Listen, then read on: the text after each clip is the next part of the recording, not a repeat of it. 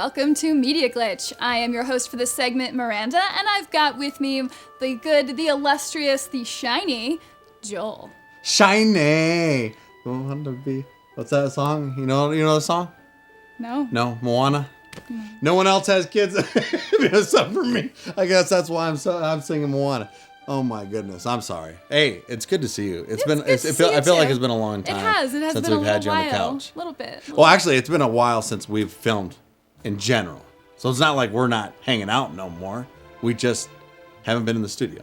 And now we're back. I thought you were pretty clear that we're Feels only friends when we're in the studio, and like you didn't want me calling you or talking to you after like 6:00 p.m. Don't say it. Yeah, thank you, Cody. Golly. Sorry. I think that's a void of her contract. So we'll have to look at that later. Anyway. I hear we have a game to review today. Yes. And you know what? That being said, you do a lot of board games. This is up your alley, but you do not play this particular board game on your channel. This particular board game, not on my channel, no. I don't play 40K specifically on my channel yet. But we'll see. We'll see. I do love the universe, however. In fact, what we're about to review here, I have been so excited for this game to come out for months. When I saw the trailer for this, it blew me away. This is probably the best, one of the best trailers I have seen hands down in my life. What's that? Yes. Cody's in the Grimdark future 40K, you've got Eldar and Orcs and Space Marines, and they're all fighting each other. Oh, yeah. That looks awesome. It's a gray fluid right there that you're looking at. Oh, wait a minute. I have seen this trailer. This trailer blew my mind. Oh, and here's the best scene. Yes. Oh, money shot. Anyway, I saw this trailer and my heart soared. I was so excited to play this game. Now, the Dawn of War series itself, there are RTS games from, I guess, mid or late 2000s. So Dawn of War 3 is a long-anticipated new installment to the Dawn of War franchise from Relic Entertainment. Got the shirt and everything. And now, is this? Do they make other Dawn of War games? Well, yeah. There's Dawn of War 1, Dawn of War 2. Oh, but video games. I mean. Yeah, they came out with Company of Heroes, and there were some others that I can't remember, but Company of Heroes is one of the major ones they did too. And they were purchased by Sega a few years ago. They used to be with THQ. Sega! Yes, and now they're with Sega. So Dawn of War 3 is actually kind of the first Dawn of War game under the Sega brand of Relic Entertainment. Okay. For better or worse, so that's just, it's going to depend. So it takes place in the Warhammer 40K universe. You can play Orcs and Eldar and Space Marines right now, and if you play the campaign mode, you can play all three. So the game retails for $59.99 online and is available for the Windows PC system. So not really any consoles, and it's not a cheap game. You go all in on this. But could you see it? Would it be able to be ported to consoles, or is that impossible, do you think? So the problem with doing that with an RTS is just the controls. You kind of have a vast array of controls and HUDs and build orders and everything that you're dealing with. I just don't know how that would elegantly come over to a console. Maybe, but I don't know. The menus are pretty straightforward. You've got your home screen, your campaign, there's a multiplayer option. Here I'm showing off the elites, which are some of the different models. Now keep in mind, when you're playing this game, it's from like a 3/4 far off view. There's your Wraithlord on the side there. You've also got this army painter element of the game too. Oh, nice. So you can customize, you can put in the different Space Marine chapters. What's that? Yeah, right? So you can play all of the different ones. You can customize your paint colors and everything. So there's a high degree of customization in that. In the Orcs, you have your warband choices. Here's your elite heavy vehicle choice stuff. I think I'm about to click on the dev. That's some Mad Max stuff right there. That's like my favorite model in the whole game right there. Look at that guy. But that's not true. That's not entirely true. That's awesome. So yes, so you've got these options as far as getting in. So you can see the different miniatures, not miniatures, the models. They look pretty cool, right? Right. So the big thing about Dawn of War, it's a real-time strategy game. So you are either playing the campaign mode against the computer, or you are playing multiplayer. So first we're gonna start over with the campaign mode. Let's do it. Let's do it. Campaign. I think the gameplay is pretty fun. You have, so here's you fighting as the Space Marine chapters. You're following Gabriel Angelos. That right there is an Imperial Knight Titan. That is actually my favorite one in the game. She She's actually a person inside this suit that runs around. So you've got multiple units that you control. It's a build order type of game. Dawn of War 1 did that, as I understand Dawn of War 2 did not so much. So this is a bit of a takeaway from the Dawn of War series in that they're going, I guess, more back to 1. And so build orders, you have to have resources generated. You have to have a base. Your base is supplying troops. You're upgrading things. And from there, you need to conquer the other side. And so here you're fighting a bunch of orcs, which, as far as the troops fighting is actually pretty cool. Everything's very, very fatal in the game. Fighting doesn't actually last all that long. And then here's some of the music cutscenes that I just had there to are add. cutscenes, huh? There are. They use a lot of still images. I like that I like that style, though.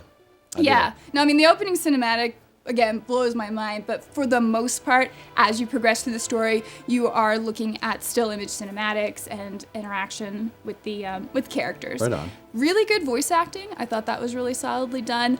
I haven't been able to put as much time into the game as I want. I've only put about 15 hours in, which is a joke for an RTS. But would you say you put enough time in for you to recommend someone to buy it? Or no? It's going to depend on what you care about. If you are a big fan of the Dawn of War series, Dawn of War 1 and 2, there's a chance you might not like Dawn of War 3 because the style of the game itself actually leans a lot more toward if you've played, say, Warcraft 3 or StarCraft. Those are, I guess people kind of refer to them as Twitch game kind of I ain't RTSs. smart enough to play any of those games, kids. I ain't smart enough to play those games. They're more popular, and so I think that's why Dawn of War went that direction. I don't think it makes it bad, but I know a lot of people were really upset. If you look at the reviews for this game, it's very, very mixed, and the big reason for that is the limitations in multiplayer and the breakaway it makes from the rest of the Dawn of War series. So if you are a huge fan, and if you don't like Warcraft 3, I play way too much World of Warcraft. If you don't like Warcraft 3 and you don't like StarCraft, you're not gonna like Dawn of War 3. If you do like those other games, then yeah, you're probably gonna like Dawn of War 3. Okay, so there's a PS3 game. It's like Space Marines or something like that. Space Marine, maybe, where you run around as a Space Marine? Warhammer. Is this the same world? Yes. I seriously know nothing. It's okay. I know nothing. It's the grim Is this the same world? Yeah. Because that was kind of fun. Space Marines are all the same. They're in this world. You play Space Marines. Gotcha. All right, cool. Yeah. And Games Workshop has been very successful in their video game genres. I mean, you have Space Marine, you have Vermintide, which I've been playing a ton of, which is super fun, plus the Dawn of War series. Like, they have a very successful history of making video games out of their 40K universe. And so I think Dawn of War is probably going to do just fine. It's just a matter of, again, your taste. And I do think there's a lot of loyalty to the old games that people felt maybe a bit betrayed coming into this new one. Are we, I know we're shooting this live, but that air kicked on. So good. Does that affect it? It's okay? We're deep in, we gotta keep going? Alright, so okay. I apologize for the audio. We forgot to turn the air off. There's only one final point to mention really in Dawn of War 3. It's one of the bigger aspects of it is the multiplayer. So the multiplayer in this game is very MOBA style. Multiplayer online battle arena. If you play, say, Heroes of the Storm, this is going to be very familiar. You are going after another person's power cards. Yeah, please just give me a horrible face for that. Not a fan. So there's a lot of complaints about it. There's limited maps, which, you know, could come out in DLC. It just sort of is not great for something like a $60 game to do.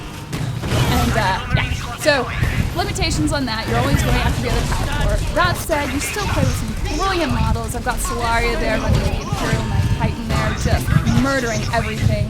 You've got incredibly powerful elites that just kind of can cause balance issues in the game. People! I wasn't covering the boom. So a lot of people like Dawn of War for the multiplayer aspect. Because keep going. Because you want to crush your enemy. You want to go and you want to hang out with your friends and beat them because that's what friends do. We beat each other. Yeah, totally. So, some limitation in that as opposed to larger maps in the prior Dawn of War games.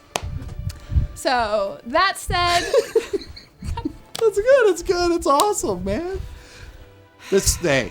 Joel's ruining my review. I am... This is all his fault at this point. I was like, hey, you know what? It's live. That's what happens, huh? That's what happens, huh? Hey, she does a bang up job every time. He has to take me down a notch. No. It is. It's my fault. If anything happened, it's my fault. I forgot to turn off the air. So, hey. Joel, based on my description, since I'm so amazing at this, would you play Dawn of War 3? Absolutely not. And I'm not smart, man. I just don't like. That's why I play retro. Man. I will point this out. I do think Dawn of War 3. Not to make anybody angry, but I do think Dawn of War 3 is a lot easier to get into than the prior Dawn of War games. The type of strategy level needed in the earlier games is probably a bit more advanced. Again, I think this is going to be more popular because it's just more inviting. Warcraft 3 was, and to an extent, StarCraft was, unless you're really... Is it like the board games you play on your channel? No. Not at all? No. This is... Because I'd like to learn that. That's turn-based strategy. This is real-time strategy. Oh, okay. Gosh, not even the same. See, I don't know, man. I don't know. I went in this... We talked about this. I said, I know nothing. Don't put me on the spot.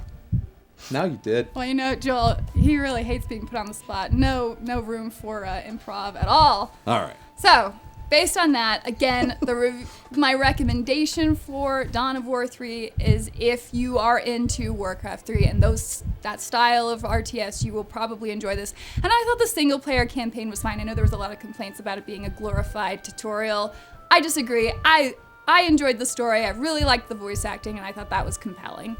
So awesome. It just depends on what you like. And it is not a cheap game, so I would definitely recommend it if you could get it for like closer to $40.